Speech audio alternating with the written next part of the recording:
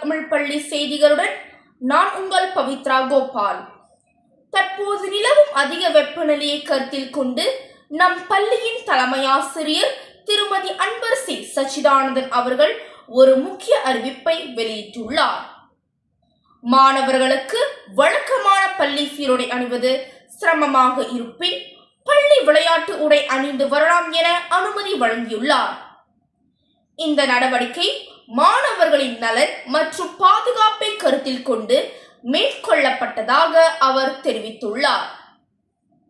இதனைத் தொடர்ந்து நம் பள்ளியின் மாணவர் நல பொறுப்பாசிரியர் திருமதி ராணி அவர்கள் மாணவர்களை அடிக்கடி தண்ணீர் அருந்துமாறு கூறியுள்ளார். உடல் வெப்பநிலை அதிகரிக்காமல் இருக்கவும் உடல்நல பிரச்சனைகள் ஏற்படுவதை தடுப்பதற்கும் அடிக்கடி தண்ணீர் அருந்துவது அவசியம் என கூறியுள்ளார்.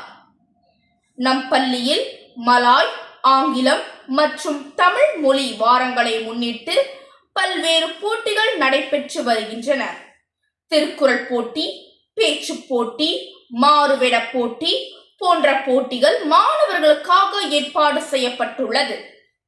இந்த போட்டிகளில் அதிகமான மாணவர்கள் கலந்து கொண்டு தங்களின் திறமைகளை வெளிப்படுத்த வேண்டும் என்று நம் பள்ளியின் புறப்பாட துணை தலைமை ஆசிரியர் திருமதி ராஜேஸ்வரி அவர்கள் தெரிவித்துள்ளார். மாணவர்களுக்கு ஒரு மகிழ்ச்சியான செய்தி.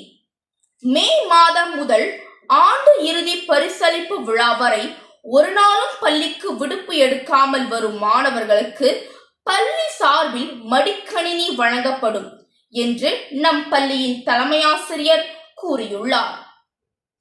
இந்த புதிய திட்டம் மாணவர்களின் வருகையை ஊக்குவித்து கல்வியில் சிறந்த முன்னேற்றத்தை ஏற்படுத்தும் என்னும் நோக்கில் அமைக்கப்பட்டுள்ளதாக அவர் தெரிவித்தார்.